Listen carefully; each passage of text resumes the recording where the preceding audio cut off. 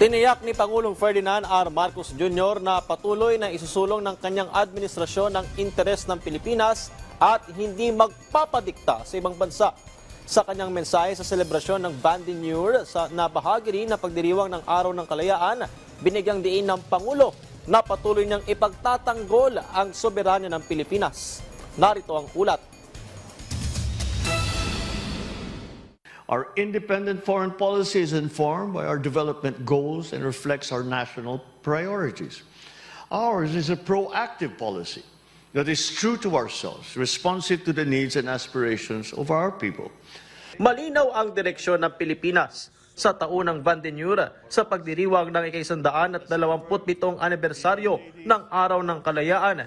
Sabi ni Pangulong Ferdinand R. Marcos Jr., isusulong ang interes ng Pilipinas nang hindi nagpapadikta sa ibang bansa, habang itinutulak ang Pilipinas bilang isang bansa na nagtataguyod sa kapayapaan, kooperasyon at kaunlaran. We build bridges, not walls.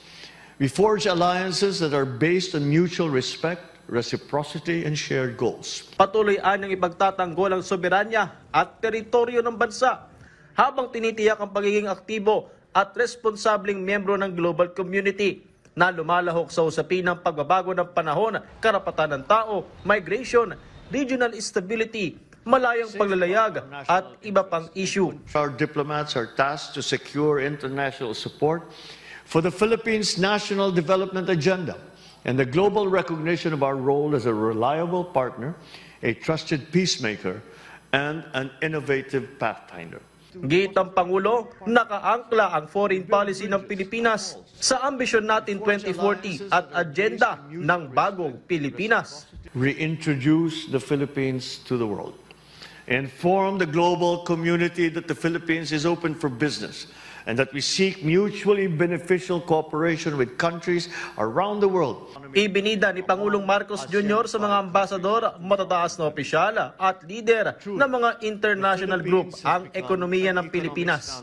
Gaya ng paglago ng ating ekonomiya, 5.4% sa unang quarter ng 2025 at nanatiling isa sa pinakamabilis sa ASEAN. We are confident that we will achieve the 6% growth target, the 6% GDP growth target in the coming quarters, driven by a steady fiscal consolidation, easing inflation, and progress in trade negotiation with key partners, amongst other initiatives. Ipinagmalaki rin ng Presidente ang paglagda sa mahalagang reforma tulad ng Create More Act para hikayatin ng mga investor at pagbagal ng inflation rate sa 1.3% noong Mayo, pinakamababa mula Nobyembre 2019. Na nagpapatibay sa kapangyarihang bumili ng mga mamamayan. Lumabas na rin ang Pilipinas sa Financial Action Task Force Gray List, patunay ng pagtatag ng tiwala ng international community. Matagumpay ring naidaos ang high-level conference ng mga middle-income countries sa Maynila. Inaasahan din ang mas maigting na pakikipag-ugnayan sa mga kaalyado habang naghahanda ang Pilipinas sa paumuno nito sa ASEAN sa 2026. Pinasalamatan ni Pangulong Marcos Jr. ang mga miyembro ng Diplomatic Corps sa kanilang patuloy na suporta at kooperasyon sa mga hakbang na nagpapaunlad ng ekonomiya ng Pilipinas. Kaugnay niyan, muling hiniling ni Pangulong Marcos Jr. ang pagsuporta sa kandidatura ng Pilipinas bilang non-permanent member ng United Nations Security Council para sa terminong 2027 hanggang 2028. We just finished an election and I cannot stop campaigning. We earnestly hope to receive the support of your respective governments in that bid. Sa huli, nanawagan ng Pangulo ng pagkakaisa at patuloy na kooperasyon sa pagitan ng Pilipinas at mga bansa. Mula sa ulat ni Claysel Partilla, Patrick De Jesus para sa Pambansang TV sa Bagong Pilipinas.